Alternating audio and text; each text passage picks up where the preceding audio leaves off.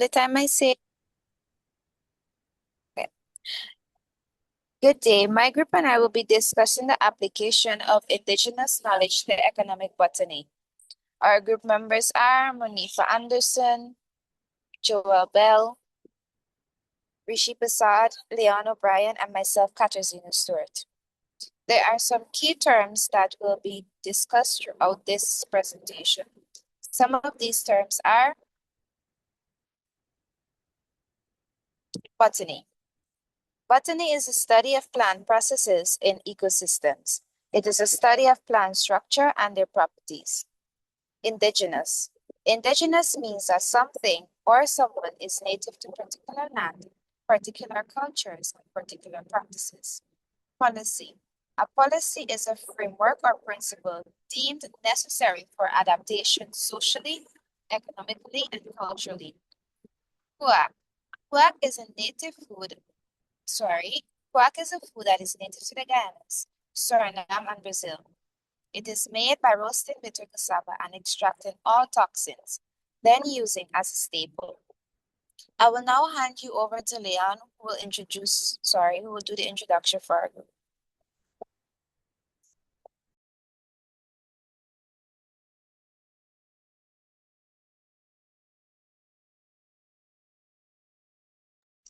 Economic botany explores how humans interact with plants across cultural, agricultural, pharmaceutical, and ecological dimensions.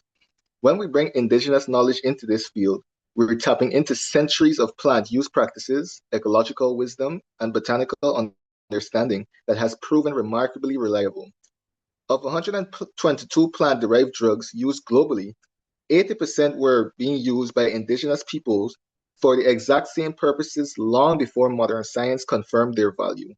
This is not coincidence. This is knowledge. But this knowledge comes from history.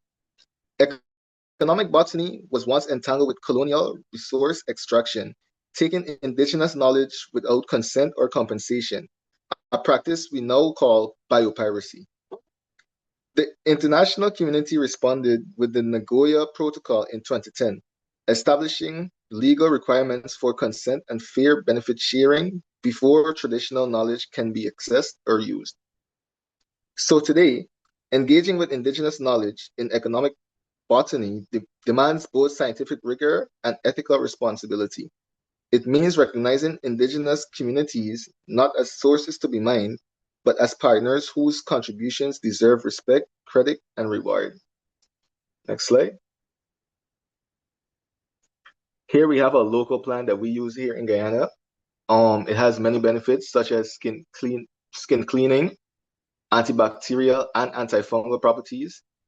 It's used for treating skin injuries and insect bites, and also used as a beautifier in creams, body oils, hair products, and serums. I'll now hand you over to Manifo.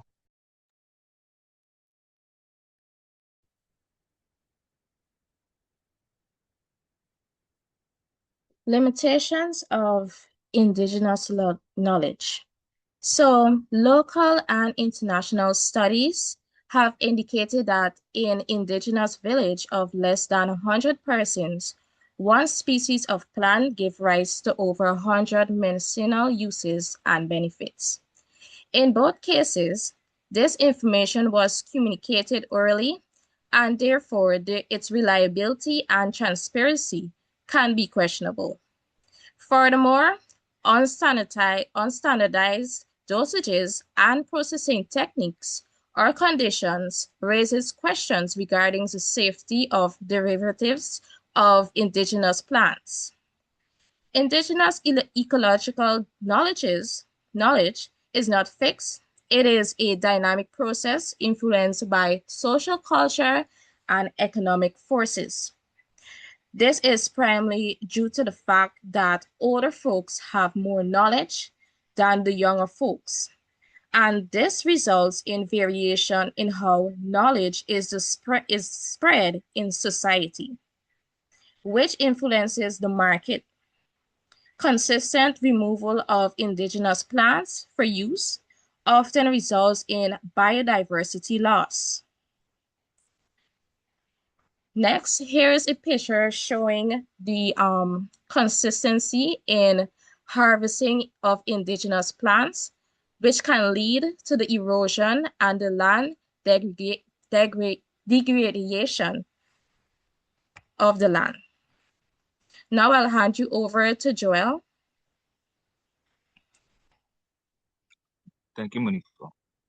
I'll be looking at how indigenous knowledge is actually applied in everyday life in Guyana and why it matters economically.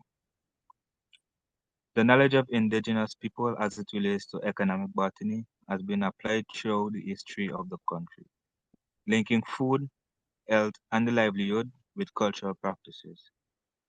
For example, the indigenous women's way of processing bitter cassava into coac not only secures a staple carbohydrate but creates a low glycemic product that local Makushi people adopt for diabetes management.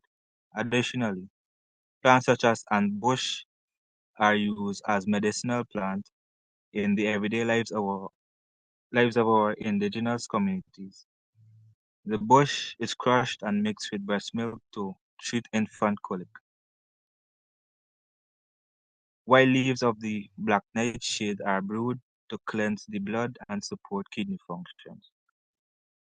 Economically, non-timber forest products such as palm art generate an estimate of $2 million in export value.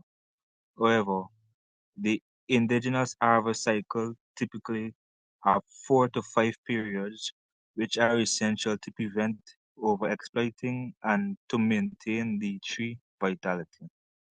Lastly, traditional activities have always played a role in passing down the indigenous knowledge to indigenous youth. This is done by participation in subsistence activity ranging from hunting with traditional bows and to well and gathering medicinal herbs.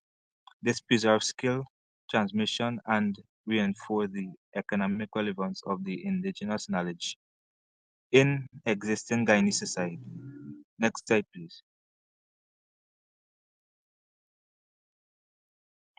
So here's a picture of the kawak.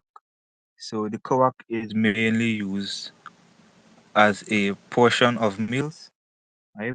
It has high nutritional values also. It is used to manage blood sugar levels. Right? I'll now hand you over to Rishi who will be continuing. Thank you.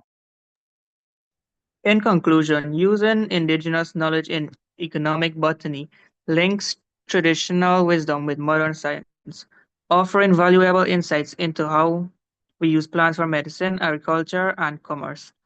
The Kurupukari survey, right here in Guyana, along with global examples like Punjab's traditional practices, illustrate this perfectly. It supports everyday tasks like processing cassava to help control diabetes or sustainably harvesting palm hearts. But it also has vulnerabilities, including risk from oral transmission, a loss of knowledge among young people, and threats to sustainability from overharvesting. So here are three recommendations for economic botany to achieve its true potential.